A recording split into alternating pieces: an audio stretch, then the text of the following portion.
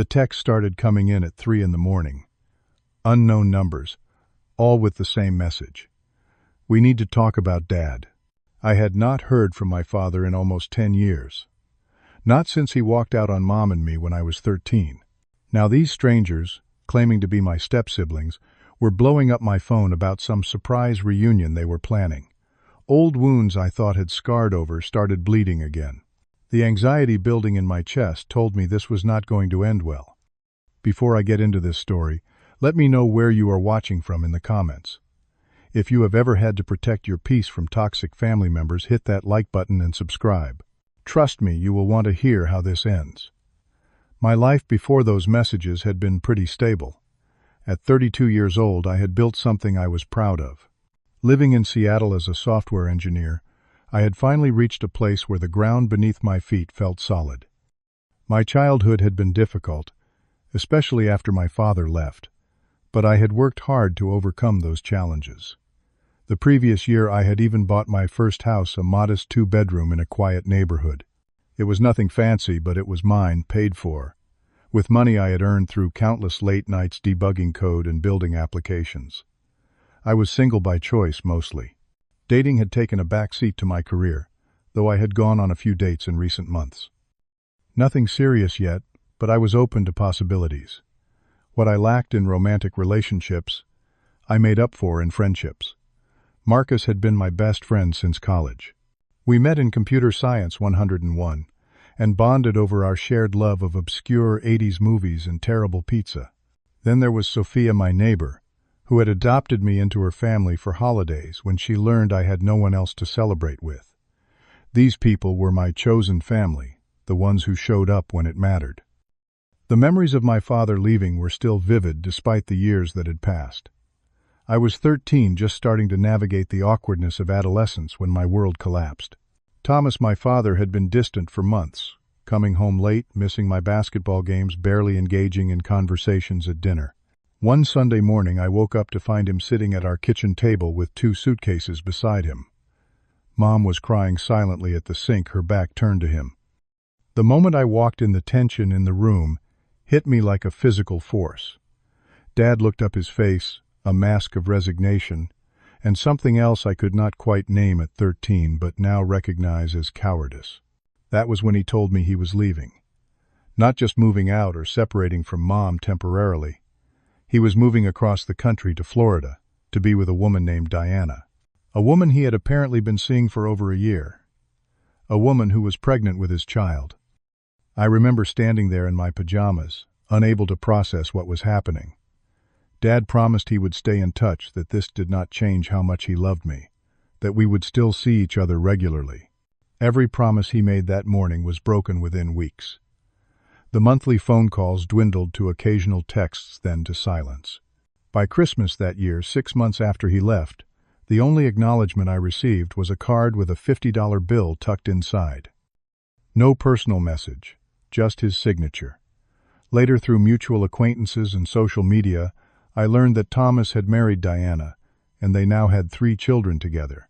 He had completely immersed himself in his new family, seemingly forgetting he had a son back in Washington State.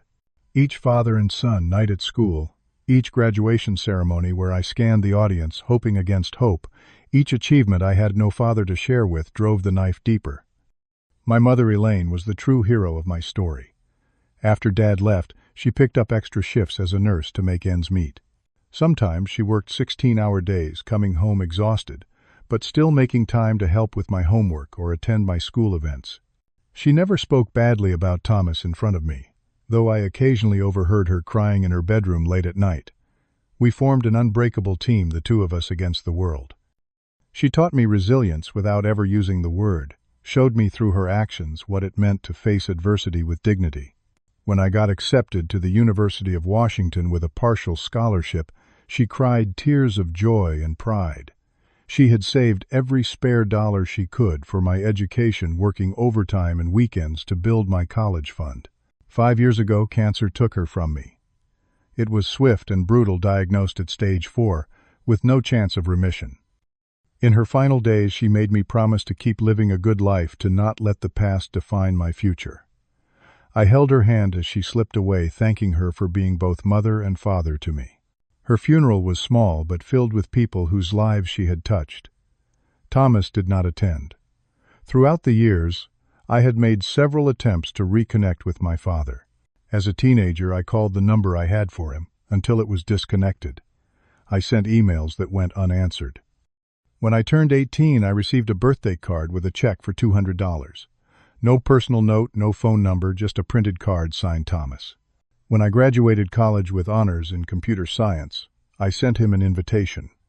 He responded with a text saying he could not make it but was proud of me. No explanation for his absence, no suggestion of meeting another time. Just those few words that felt hollow and performative. The final attempt came when Mom died. I found his email address through a work directory online and sent him a brief message about her passing and the funeral arrangements. His response was a 2-sentence text. "Sorry to hear about Elaine. She was a good woman." He did not ask how I was doing. He did not offer support. He did not come to say goodbye to the woman who had raised his son alone. After that, I stopped trying. I deleted his contact information and focused on building my life.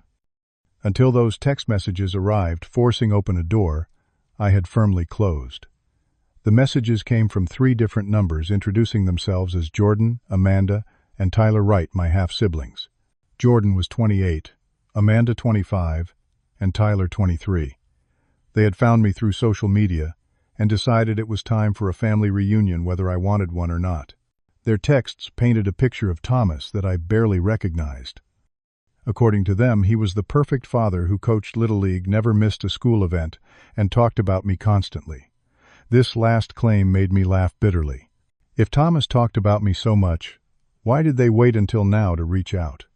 Why had he made no effort to be part of my life for a decade? The most infuriating aspect of their messages was their insistence that family must forgive each other, no matter what. As if abandonment was just a minor transgression like forgetting a birthday or saying something hurtful in anger. They did not seem to understand or care about the depth of what had happened.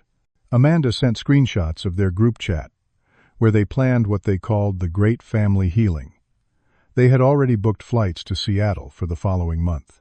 Thomas apparently did not know about their plan, which they described as a wonderful surprise for everyone. I felt sick reading their messages, the casual way they discussed engineering a reunion without considering my feelings on the matter. I responded as politely but firmly as I could, explaining that I was not interested in a reunion. I told them I had made peace with the situation and preferred to leave things as they were. I wished them well, but asked them to respect my decision. They did not. Instead, the messages increased. Jordan sent long paragraphs about the importance of family and forgiveness.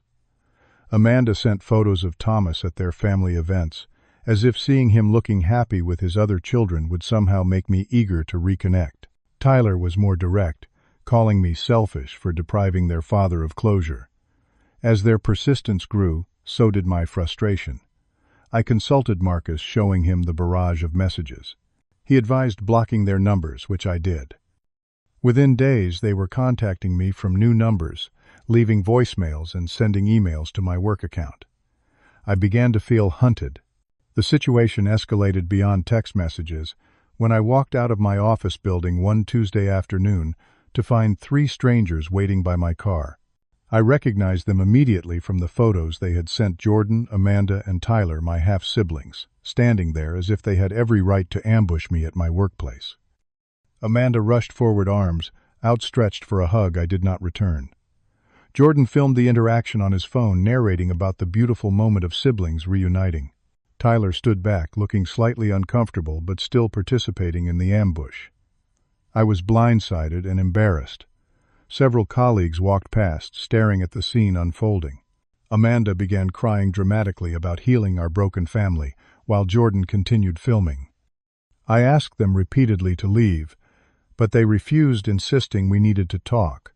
Eventually, I had to call building security. As the security guard approached, Jordan finally lowered his phone, looking offended that I would have them removed. The guard escorted them off the property while they protested that they were family just trying to reconnect. The entire incident left me shaken and worried about my professional reputation. My boss later asked if everything was okay, mentioning that some coworkers had expressed concern about the disturbance. Their harassment only intensified after that. They began calling me daily from different numbers. When I did not answer, they left long voicemails alternating between guilt trips and angry accusations. I discovered they had also contacted several of my friends through social media, asking for information about me and my schedule. Jordan had even told mutual connections in the tech industry that I was mentally unstable and harboring unhealthy resentment. This damaged my reputation with potential clients and partners who had heard these rumors. I later found out they had joined my neighborhood Facebook group, posting about looking forward to connecting with their long-lost brother, tagging my profile so everyone would know who they were talking about. Through another neighbor, I learned they had rented an Airbnb just 3 blocks from my house. The thought that they were so close, potentially watching my comings and goings, made me feel violated and unsafe in my own neighborhood. I started varying my routes home and checking my rearview mirror for their cars, which they had also sent photos of in their earlier messages. The situation reached a breaking point one evening, when I pulled into my driveway after work. Sitting on my front porch were Jordan, Amanda, and Tyler, and with them a man I had not seen in person in 10 years, but would recognize anywhere. Thomas, my father, looking older but essentially unchanged, sat awkwardly between his other children. The sight of him hit me like a physical blow. I remained in my car, unable to move, watching through the windshield as they noticed my arrival. Thomas stood up slowly, an uncertain expression on his face. It was clear from his body language that this ambush had not been his idea, but he had gone along with it anyway, just as he had gone along with leaving me behind a decade ago. Jordan approached my car, knocking on the window and motioning for me to come out. Amanda was already crying, clutching Thomas' arm as if for support. Tyler hung back, looking increasingly uncomfortable with the situation they had created. I felt a panic attack building in my chest, my breath coming in short gasps. I had imagined seeing my father again many times over the years, but never like this, never as an ambush on my own property. I put the car in reverse and backed out of the driveway as Jordan kept knocking on my window. I drove straight to Marcus' apartment and spent the night on his couch, feeling like a fugitive in my own life. A week after the front porch incident, Marcus texted me about a friend's dinner he was organizing at Lombardi, a restaurant downtown. He mentioned that Sophia would be there, along with a few other close friends. It sounded like exactly what I needed, a normal evening with people I trusted after the chaos of recent events. I agreed to meet them at 7. When I arrived at the restaurant, I immediately saw Marcus sitting at a large round table near the back. As I approached, my steps faltered. Seated around the table were not my friends, but Jordan, Amanda, Tyler, and Thomas. My father looked up, meeting my eyes for the first time in a decade. I froze in place, betrayal washing over me in a cold wave. My phone buzzed with a text from Marcus. "They threatened to keep coming to your house. Thought this might be safer. Sorry." I felt sick. My closest friend had set me up, ambushing me in a public place where I could not easily escape without causing a scene. Thomas half rose from his chair, an uncertain smile on his face. Amanda was already dabbing at her eyes with a napkin. Jordan sat with his phone propped against a water glass, clearly recording. Tyler at least had the decency to look ashamed. When I tried to turn and leave, Jordan quickly moved to block my path. 2 servers carrying trays of food created a further obstacle. I was effectively trapped, at least temporarily, and Jordan knew it. With resignation, I took the empty chair as far from Thomas as possible. What followed was the most surreal dinner of my life. Thomas attempted small talk, asking about my job and home as if we were casual acquaintances, catching up, not an estranged father and son with a decade of absence between us.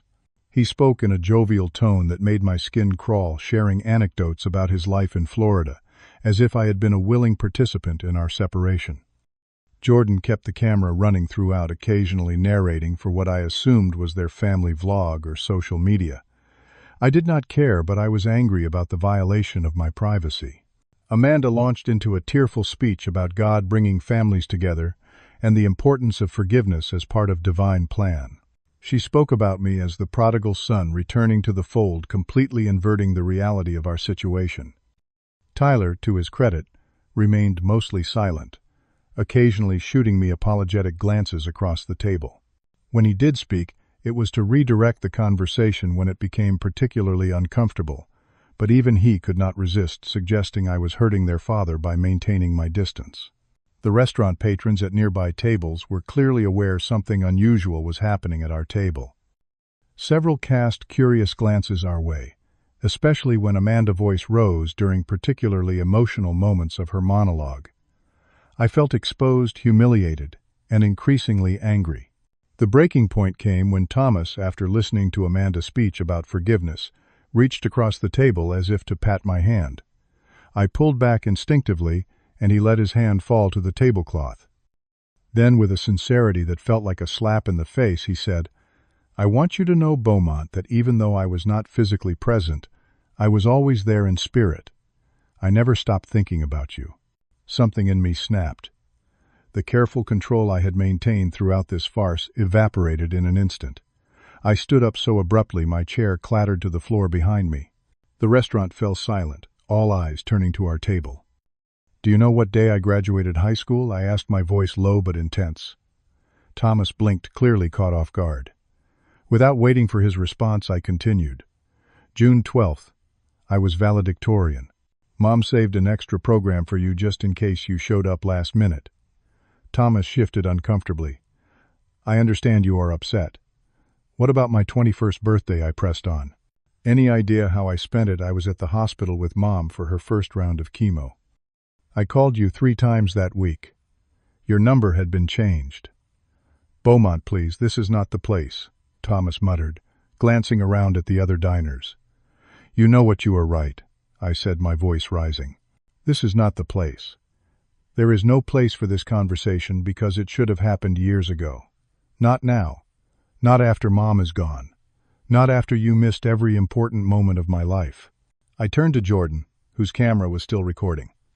"Make sure you get this part for your video.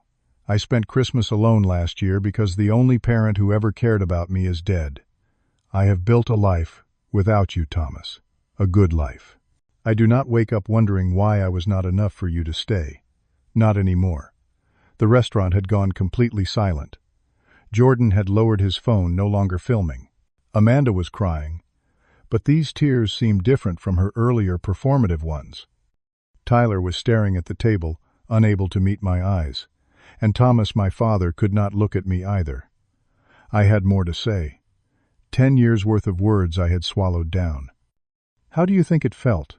I asked, to explain to everyone why my father never showed up to make excuses for you, until I finally stopped because the truth was easier, to watch my friends with their dads at graduation, at weddings, building decks, and changing oil and all those stupid normal things fathers and sons do.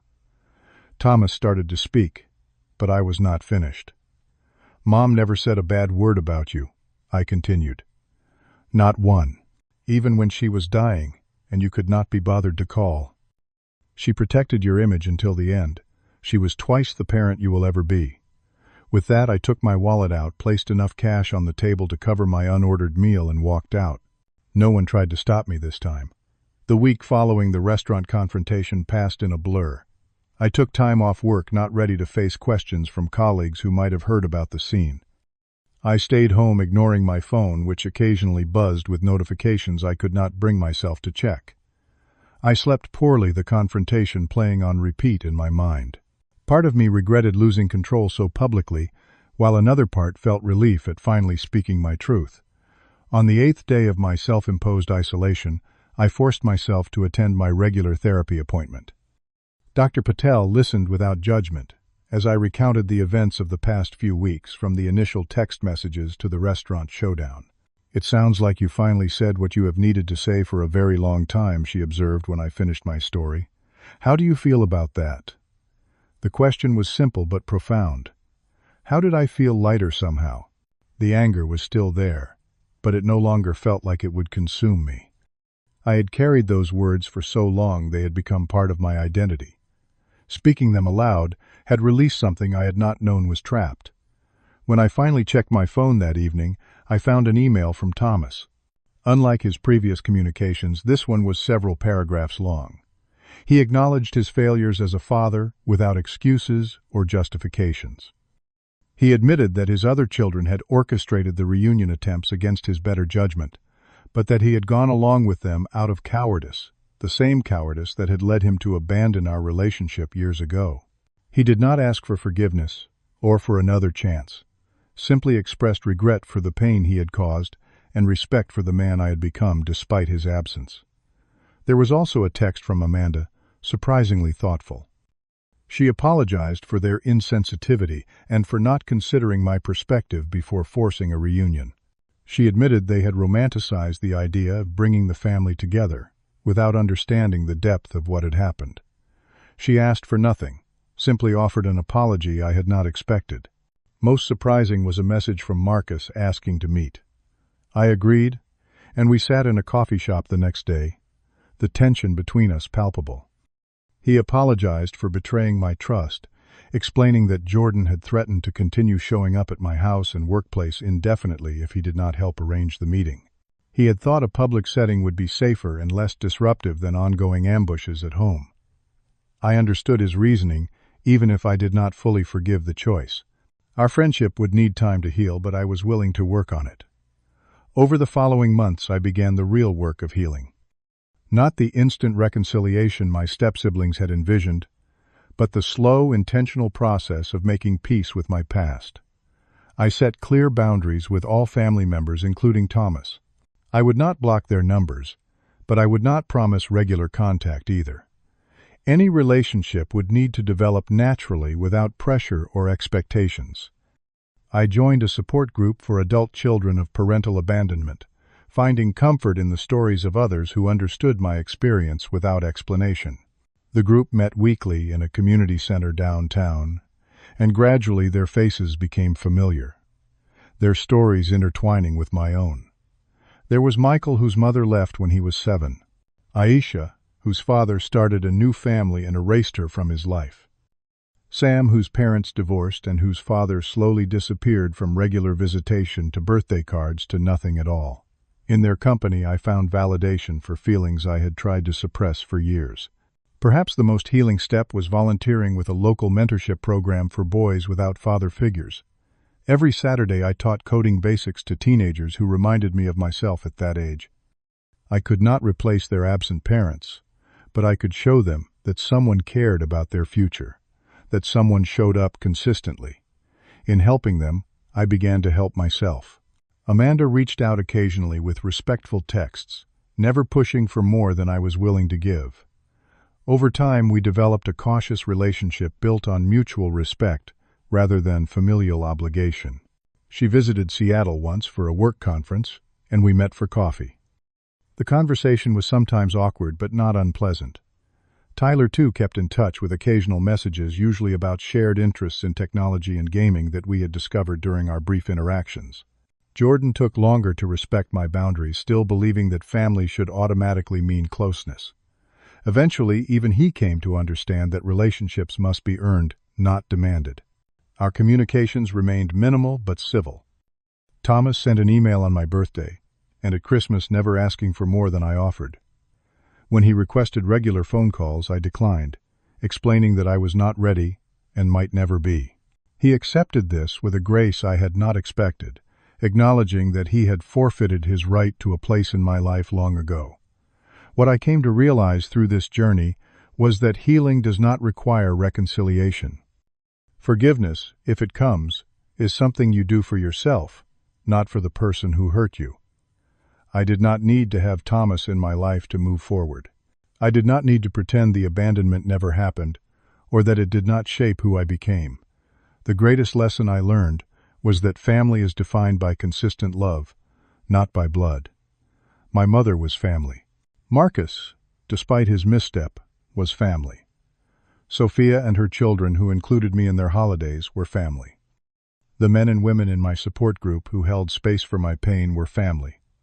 The boys I mentored each weekend were becoming family. Thomas and his children might someday earn a place in that circle, but it would not be through ambushes or emotional manipulation or appeals to blood ties. It would be through respect, consistency, and the slow building of trust that all meaningful relationships require. I still have days when the old pain surfaces when I see fathers and sons together and feel the echo of what I missed. But those moments no longer define me.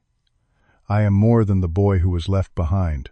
I am the man who built a life worth living, who found family in unexpected places, who learned that protecting your peace is never selfish, even when others call it so.